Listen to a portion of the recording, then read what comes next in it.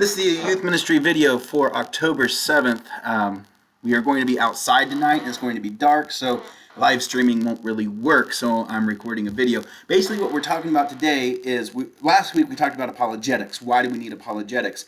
And today we're going to talk about the first part of apologetics, which is going to be, does God exist at all? So we have apologetics because we want to share the truth with other people about Jesus, about his resurrection, about his salvation. We need to be able to share that with other people, and we need to be able to defend it in case anybody attacks our beliefs. So if people come around and say, oh, Jesus wasn't God, we can actually say, well, yeah, he was, and here's why. Or, you guys worship Mary. Well, no, we don't. Here's why. And that sort of thing. So God, does God exist? Is God real? There's two ways of looking at this question, and it all deals with truth, but truth has two sides to it. It has objective truth and subjective truth, which means the objective truth is what's the truth regardless of what you think, and subjective truth, what's the truth for you. Now, I'm not trying to get into relativism here. And relativism only looks at the subjective truth and says there is no objective truth. That is a major error and really doesn't work at all philosophically. But a lot of people believe it, that somehow you can believe this and I can believe that, and it just doesn't work out. We'll talk about that in a little bit. I want to go through some arguments that people bring up against the existence of God. They say God does not exist because of this or that. So the first one, some people say that God is just a myth, something that we made up. So, the old religions of the world, they are trying to figure out, why does this happen? Why does that happen? Why is suffering here? All these questions, these deep questions, and they just write it off as these people are just making up more or less fairy tales to help them cope with their suffering until they die, or give them hope of life after death, even though we all know that everybody dies and that's it. So they can write off the existence of God as just some sort of fairy tale. A more, for lack of a better word, mean way to put it in modern circles is the flying spaghetti monster. I forget which atheist proposed that, but they basically making fun of the notion of God as, believing in God is equivalent to believing that there's a flying spaghetti monster in the sky. That's all the more credible your belief in God is. And another one is that we can't see him. We can't hear him. We can't measure him. He's not here to be seen or touched. A great example of this, one of the Russians, when they first started their space program, went up into outer space and basically looked around and said, yep, God's not here. God's not up here. God obviously does not exist because I made it past the sky and he's not here. The third one, and this is probably the most credible, even though it too doesn't hold water, but it's very emotional. Why does God allow evil? Not only why does God allow evil, but what's he doing about it? Does he even care? And I think this really gets a lot of people because I think they conclude that God doesn't care. It's interesting, a lot of atheists don't actually not believe in God. They have written off God, or they've said God's just too mean or too this or that, and I'm just angry at him. And I've left him because of that. Not that they don't believe in him, but they're angry with him for some reason. All right, so how can we give arguments against that? How can we say, you know what, I hear what you're saying, but you're wrong, and say it respectfully, not like, oh, you're wrong, you're so dumb. No, something not like that. It's here, think about this. This is an answer to what you're saying. So the idea that God is a fairy tale, the flying spaghetti monster, something that we made up to cope with evil. Two things here. First, that's not our understanding of God. If you ask any self-respecting Christian, like really one of the really smart like teachers and stuff, they're not going to tell you that this is who God is. Because when you're saying flying spaghetti monster or something like that, that's an object within the world. Bishop Barron's really good about teaching this. You look up some of his videos on the existence of God. He's not just something in the world. He created the world. He's not part of it. And you see these fairy tales, or like the Greek gods, or different things like that, these beings that exist within the universe, or within this sphere of reality, whatever, that can't be God, because God created all that. That means he's got to be outside of that. So no, he's not a fairy tale. He's existence itself. It's a big concept, but he's being itself. And he even says that, comes down to the burning bush with Moses, and Moses asks him, what's his name? And he says, I am who am. I exist. And I'd like to go with that for a minute, because how did ancient Israel come to faith? Ancient Israel did not come to faith in God because of fairy tales. Did not come to faith in God as some sort of way to cope with death. In fact, a lot of the Old Testament assumes that there is no resurrection. A lot of that was revealed with Christ. So, how do they come to this belief in God? They experienced him. They experienced God. Abraham, why did he go to the land of Canaan? Because he experienced God. Why did Joseph be able to read dreams in the land of Egypt and provide for us? Because he had an experience of God. Moses, why was Moses a leader of the people? Because he had an experience of God. Why did the Israelites believe in God? Because they experienced him at Mount Sinai.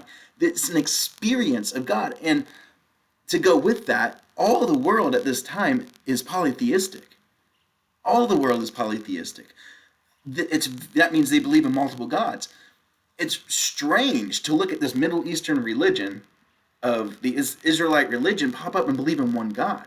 In fact, in ancient Egypt, there was only one pharaoh that proposed there was one God. They had multiple gods like Ra and all these other gods. And there was one pharaoh that proposed, no, there's only one God. And they pretty much, after he died, tried to erase existence of him and went back to polytheism right away. And so what I'm trying to say here is that the Israelite religion was not something that was borrowed from neighboring religions. Where did it come from? Well, it came from nothing on earth. Or else it would stand to reason that it would be polytheistic as well.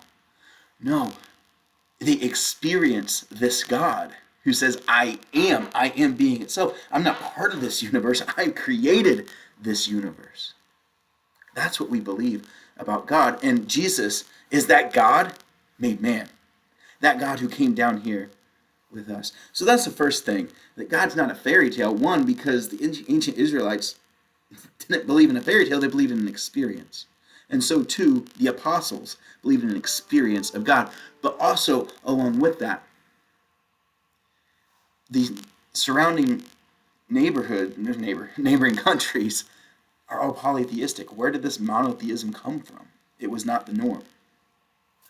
All right. Can't see him. Can't measure him. And I go back. If he's not in the universe, there's no way science could ever figure out where he is. You can only measure things in the universe. You can only see things in the universe. But God's outside of the universe. He created the universe. So how could you measure him? Science doesn't have the capability to go beyond the universe. All right. Why does God allow evil? This is a tough one. Why does God allow evil? The simple answer is because of our free will. And why did God create us with free will? So that we could love. The idea, the whole fundamental idea of the biblical religion and Christianity is for the loving God to love us and for us to love the loving God. But in order to love, you have to have free will. Because love is a choice. And because it's a choice, it requires free will. Things that don't have free will, rocks, they can't love anything. They don't have the ability to love. They don't have the ability to choose the good of the other for the sake of the other. That's the definition of love. I mean, what's God do throughout the Bible? He is doing things for his people for their sake. Ultimately, Jesus on the cross, he didn't die for his own health. He died for us. He died to fulfill the will of the Father. He's not concerned about himself. He's concerned about others. That's love. But it took a choice. The whole Garden of Gethsemane thing. It took a choice. So too with us. But if we didn't have free will, we wouldn't be able to choose God. The problem is, if you're given free will, it means not only can you love, you can also choose to destroy. And sadly, that's what we've done through the centuries, beginning with Adam and Eve. That's why evil entered the world. Because if there's any shot at us loving God, it requires evil to come into the world. And then we turn around and say, God, why did you create us with free will? What are you doing about this problem of evil?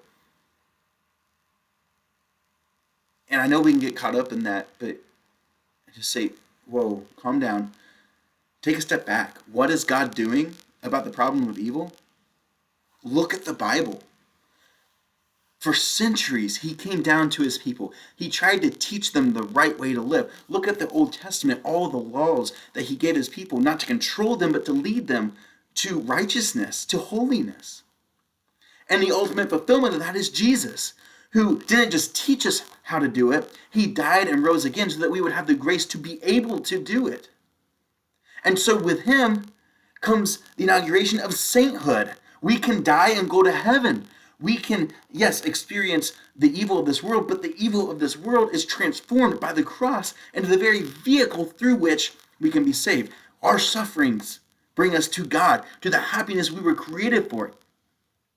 Also, our witness in sufferings can be a light to other people to show that there is a God who does care. And then the final end of that is us with heaven, resurrected, being everything we were meant to be. I think God's fixing it. I don't mean to be rude, but he is doing something about it. That's what the cross is for. That's the very reason he came, was because of evil. What is he doing about it? He gave everything. I'd like to shift gears here. So we had some of the arguments against the existence of God and some answers for that. Now I want to talk about some other arguments for the existence of God. So the first one, the most important one, I want to go back to the idea of objective and subjective experience. What we were just talking about answers the objective truth.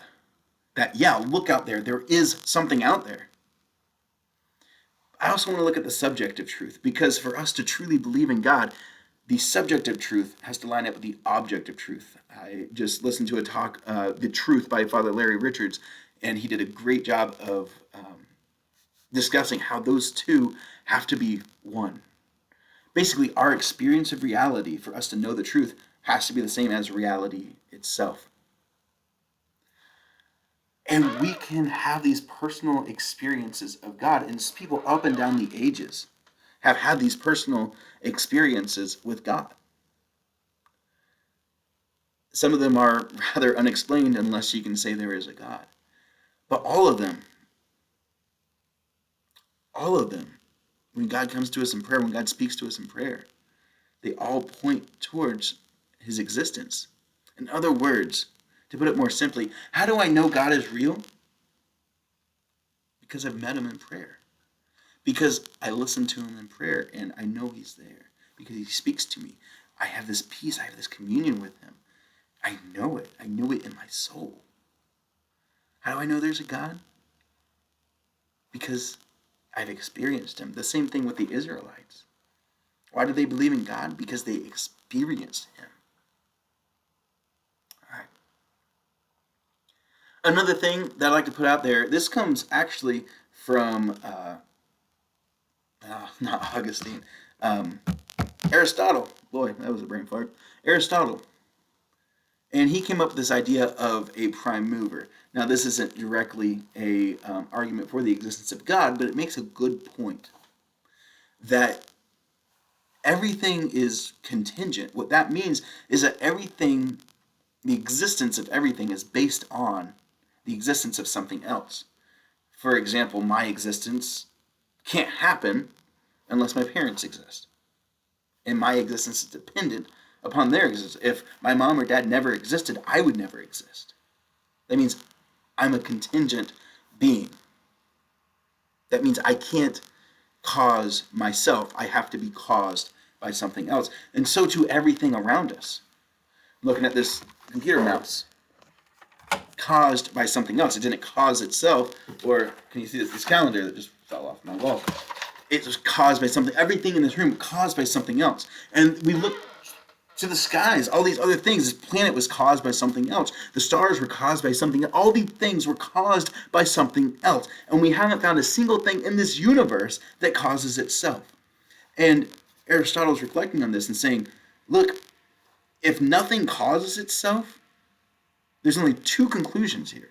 One, there's got to be something that causes itself, that caused everything. Or two, if there's not something that caused itself, then nothing could exist. Because you got to have a starting point. And contingent beings don't have a starting point. They're completely dependent on something else. They do have a starting point whenever they're created, but they need something else to make them. So the only way anything can exist is if there's something out there that is not contingent upon anything else. It just is. And now we go back to the Bible. We go back to Moses' experience of God where he says, I am. He is existence itself. And that's another thing there, how the experience of science can line up with the experience of the Bible. I like to keep going with this experience of science for a little bit. I just gave an argument from philosophy with Aristotle, and Thomas Aquinas picked that up actually about a millennium later. But I'd like to look at science, modern physics, astrophysics. Father Robert Spitzer is really good on this, if you can look him up on YouTube. But basically, what we're discovering is that, the universe, science knows the universe is expanding. And if the universe is expanding at any rate, that means there has to be a point at which the universe began. The important thing about that is that there has to be a point where it began, which means before that point, nothing existed. And it doesn't matter what kind of a universe it is, whether this universe is all there is, or if there's a multiverse or anything else, it all boils down to if this universe is expanding, which it is, there has to be a starting point before which there was nothing. At some point in time where it existed, before which there was nothing. And something outside of physical reality had to cause it. Now look at Genesis. In Genesis, we've got God, who is outside of physical reality, causing things, creating them from nothing. It lines up. You can see here, it lines up. You have science, and you have the truths of our faiths that we pass down. They're lining up with each other. And this is because no matter where you look, science or religion, philosophy, truth will line up with truth. And that will lead you to what is true. So these are all arguments for the existence of God. I would put out there one of the ultimate arguments for the existence of God is the resurrection. We talked about that a couple weeks ago. I'll just briefly mention that here. That the resurrection, if Jesus truly rose from the dead, then he's got to be God, because there's no other dead person who's ever risen. So, how do we know that the resurrection happened? We know there's an empty tomb. We know he died, he was put in there, and we know 3 days later there's an empty tomb. And if you look at the historical circumstances, just be a quick summary. If you look at the historical circumstances, there's no group of people who had the intention or the ability to get Jesus out of that tomb. The only people who would have wanted to are the disciples, but we can see in the scriptures they're scared. They're hiding from the Roman forces and from the Jewish forces, which makes sense because they just killed their leader. Of course they don't want to go out there and be killed themselves. But the other groups of people, you have the Roman soldiers guarding the tomb. They wouldn't want Jesus to get out, because if they let Jesus out, they would be executed in punishment for failing in guard duty. Pilate wouldn't want him out because that just caused a whole nother riot and scene with the Jews. And obviously the Jewish leaders don't want him to come out because they're the ones that want him dead in the first place. So how do you explain an empty tomb? There's no other explanation other than the one that's been given to us, the one that people said actually happened, and that's that Jesus rose from the dead. I'll throw out there too. Look up stuff on the Shroud of Turin. There's some amazing evidence of the scientific research done on it that, yeah, a resurrection actually happened. So I'll leave that to you guys. So that's our first little blurb on apologetics. Does God exist? Yeah. Oh, that was the wrong button. That was the wrong mouse. That's why.